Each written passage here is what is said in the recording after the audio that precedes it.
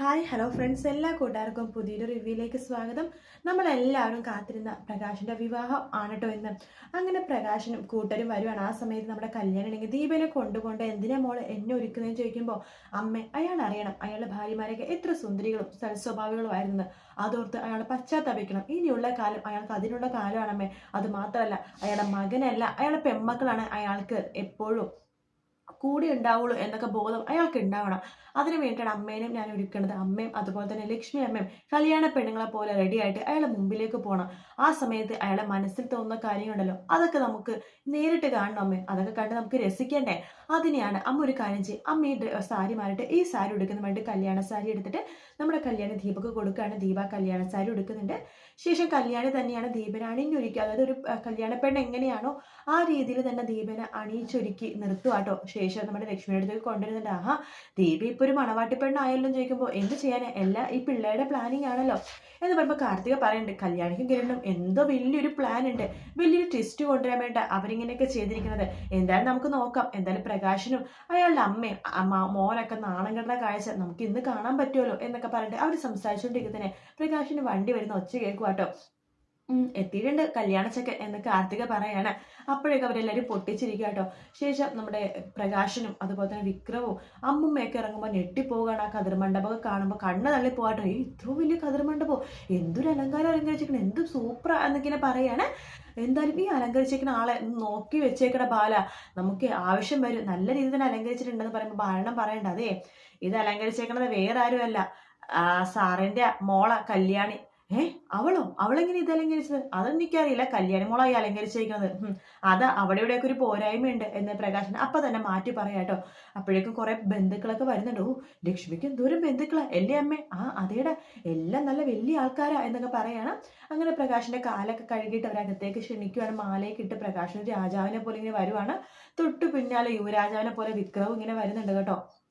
അങ്ങനെ അവരെ സ്റ്റേജിലേക്ക് ഇരുത്തുവാണ്. പ്രകാശിനെ കൈ പിടിച്ച് പ്രകാശിനെ കതിർമണ്ഡപത്തിലേക്ക് ഇരുത്തുന്നുണ്ട്. പ്രകാശ് നോക്കുമ്പോഴേക്കും നമ്മുടെ കല്യാണിനെ കിരണിനെയൊക്കെ കാണുവാട്ടോ. ഇതുങ്ങളൊക്കെ രാവിലെ തന്നെ കൂടെ കെട്ടിയെടുത്തു എന്ന രീതിയിൽ പ്രകാശിന് അമ്മൂമ്മയടുത്ത് പറയുന്നുണ്ട്. എന്തെങ്കിലുമൊക്കെ അവളുടെ. പിന്നെ മറ്റേ പെണ്ണ് വന്നിട്ടുണ്ട്. മറ്റേ പെണ്ണു അതാരാ? എടാ പാറു, അവളുടെ കയ്യിൽ എന്തൊക്കെയോ സാധനമുണ്ട്. എൻ്റെ അമ്മയെ അവളെ സൂക്ഷിക്കണം കേട്ടോ. ഓർമ്മയുണ്ടല്ലോ രതീഷിന് ചെയ്തത്? രതീഷ് എന്തോ കല്യാണിനെ കിരണിനെ മോശമായിട്ട് പറഞ്ഞെന്ന് പറഞ്ഞ സമയത്ത്, നമ്മുടെ കൂടെ രതീഷ് ഉള്ള സമയത്ത് അവന്റെ പിന്നില് പടക്കം വെച്ച് പൊട്ടിച്ചോളാം ഈ പാറു. അതുകൊണ്ട് സൂക്ഷിക്കണം. എടാ, ഞാനിതിലൂടെ സൂക്ഷിക്കണം പ്രകാശ, നീയാ സൂക്ഷിക്കേണ്ടത്. നീയല്ലേ കല്യാണച്ചക്കൻ. നിന്റെ പുറകെ അങ്ങനെ പടക്കം വെച്ച് പൊട്ടിച്ചാലുണ്ടല്ലോ നീ നാണം കെട്ടു പോകട്ടോ. അമ്മേ, ആ പെണ്ണിനെത്താലും ഇവിടെ അടുപ്പിക്കണ്ട കേട്ടോ. എന്തോ ദുരുദ്ദേശത്തോടു കൂടി തന്നെയാ എല്ലാം കൂടി വന്നിരിക്കുന്നതെന്ന് പറയണം. എടാ, എന്ത് വന്നാലും എന്താടാ, 10 മിനിറ്റ് കൂടി കഴിയുമ്പോൾ നിന്റെ മുഹൂർത്തമല്ലേ. ഒരു കാര്യം ചെയ്യാൻ, കാർത്തികമ്മോളുടെ അമ്മ വന്നിട്ടുണ്ടാവുമായിരിക്കും, ഞാനൊന്ന് പോയി നോക്കിയിട്ട് വരാം എന്ന് അമ്മൂമ്മ പറയണം. അമ്മേ, ഞാനും കൂടി വരട്ടെ എന്ന് പ്രകാശം പറയുമ്പോൾ, നീ എന്തിനാണ് വരേണ്ടത്? നീ കല്യാണ ചെക്കനാണ്, നീ ഇവിടെ നിന്നാൽ മതി. ഇത് പെണ്ണുങ്ങളുടെ ഏരിയയാണ്, ഞാൻ പോയിട്ട് കണ്ടിട്ട് വരാം. എന്നിട്ട് നിന്നോട് തന്നെ പറഞ്ഞാൽ പോരെ എന്ന് പറയട്ടെ. മതി അമ്മേ, അതാണെങ്കിലും മതി. അവനെ ക്ഷമയില്ല, ഇത്രയും കാത്തു. ഒരു 10 മിനിറ്റ് കൂടി നിനക്ക് കാത്തൂടെ പ്രകാശ എന്നൊക്കെ പറഞ്ഞിട്ട് അമ്മമ്മ ചിരിച്ചുകൊണ്ട് ചിരിച്ചു മറിഞ്ഞ് അവിടുന്ന് അങ്ങോട്ട് പോകുക കേട്ടോ. അങ്ങനെ നമ്മുടെ ലക്ഷ്മിനെ ഒരുക്കുന്ന റൂമിലേക്ക് പോവുകയാണ്. അമ്മമ്മനെ കാണുമ്പോൾ തന്നെ പെട്ടെന്ന് തന്നെ ലക്ഷ്മിയുടെ മുഖം മറയ്ക്കും കേട്ടോ കാർത്തിക. ആഹാ, മോളാണോ മോളുടെ അമ്മേനെ ഒരുക്കണത്? ഞാൻ മാത്രല്ല മുത്തശ്ശി, ദേ മേക്കപ്പ് ചെയ്യാൻ വേണ്ടി ഒരു പ്രത്യേക ആളെ തന്നെ നിർത്തിയിട്ടുണ്ട്, വലിയ മേക്കപ്പ് ആർട്ടിസ്റ്റ്.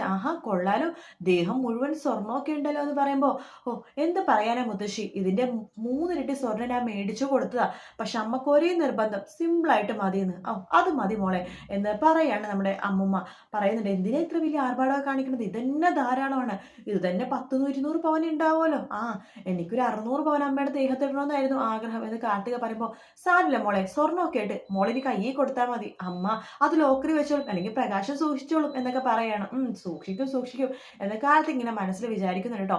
ശേഷം നമ്മുടെ അമ്മ പറഞ്ഞിട്ട്, എന്തായാലും ഈ മണവാട്ടിപ്പടിന്റെ മുഖമൊന്നും ഞാൻ കാണട്ടെ എന്ന് പറഞ്ഞിട്ട് അടുത്തേക്ക് പോകുവാണ്.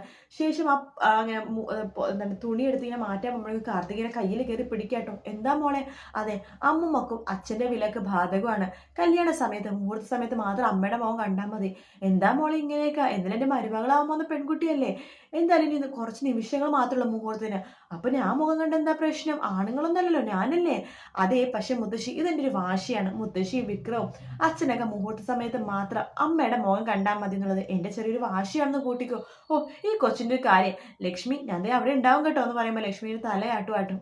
നാണക്കാരിയാണെന്ന് തോന്നുന്നു എന്നൊക്കെ പറഞ്ഞില്ലേ അമ്മമ്മ പോകുവാണ്. ശേഷം നമ്മുടെ പ്രകാശനോട് പറഞ്ഞിട്ട്, പ്രകാശൻ, ഞാൻ നിന്റെ പെണ്ണി പെണ്ണിനെ കണ്ടു, പക്ഷെ മുഖം കാണാൻ പറ്റില്ല, മുഖം മറച്ചിരിക്കുക.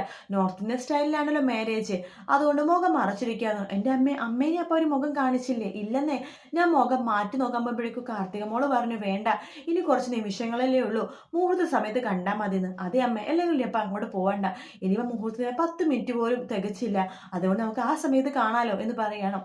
അങ്ങനെ പ്രകാശ് അവിടെ നിൽക്കുന്ന സമയത്ത് പെട്ടെന്ന് ഞെട്ടിപ്പോകാട്ടെ പ്രകാശൻ. ദേ വരുന്നു ദീപ, അതിസുന്ദരിയായിട്ടാണ് ദീപ വന്നിരിക്കുന്നത്. നല്ല പട്ടുസാരിയും ആഭരണങ്ങളൊക്കെ ഇട്ട് ദീപ വരുന്ന പ്രകാശം വാ പൊളിച്ച് നിൽക്കുവാട്ടെ. അമ്മേ, ഇത് അവള് തന്നെയാണോ ദീപ, എൻ്റെ രണ്ടാമത്തെ ഭാര്യ? അതേടാ, അവള് തന്നെയാടാ. ഓ, അവൾക്ക് ഇത്രയും സൗന്ദര്യം ഉണ്ടായിരുന്നോടാ? അതേമേ, അവൾക്ക് മുമ്പ് സൗന്ദര്യത്തിന് കുറവൊന്നും ഉണ്ടായില്ലല്ലോ, പക്ഷെ ഇപ്പൊ അവള് ഒന്നുകൂടി ചെറുപ്പമായ പോലെ. അതേടാ, നിന്റെ അടുത്ത് നിന്ന് പോയ പിന്നെ അവള് കുറച്ച് മിനിങ്ങിയിട്ടുണ്ട്. അതെന്താമേ അങ്ങനെ പറഞ്ഞത്? അല്ല, അവളിപ്പോ ഒറ്റന്തടിയാണല്ലോ, മാത്രമല്ല കിരണിന്റെ അടുത്ത് കല്യാണം എടുത്ത് ഇരിക്കുകയാണല്ലോ, പൈസയൊക്കെ ഉണ്ടല്ലോടാ, അതുകൊണ്ട് ബ്യൂട്ടി പാർലറിൽ കയറി നിരങ്ങിയിരിക്കുകയായിരിക്കും. അതവനെ വഴിയുള്ളൂ.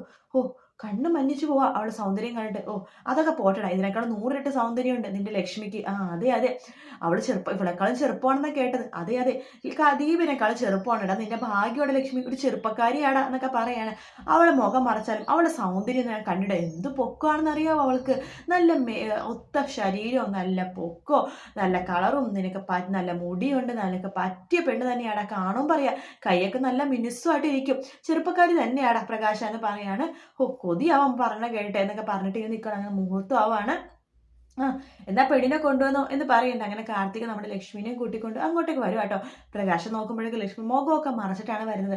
പ്രകാശിനെ നാണം ആവട്ടോ. വിക്രം അഹങ്കാരത്തോട് കൂടി തന്നെ പ്രകാശിന്റെ കൂടെ തന്നെ നിൽക്കുന്നുണ്ട്. ശേഷം ലക്ഷ്മി പ്രകാശിന്റെ അടുത്തേക്ക് ഇരിക്കുകയാണ്. ലക്ഷ്മി, ഇനിയെങ്കിലും ആ മുഖമൊന്ന് ഞാൻ കാണട്ടെ എന്ന് പറയുമ്പോൾ ലക്ഷ്മി ഒന്നും മിണ്ടുന്നില്ല. അങ്ങനെ പൂജാരി പണ്ട് അങ്ങനെ മുഹൂർത്തം താലി കെട്ടിയാലോ എന്ന് പറയുമ്പോൾ കാർത്തിക അതിനെന്താന്ന് പറയാണ്.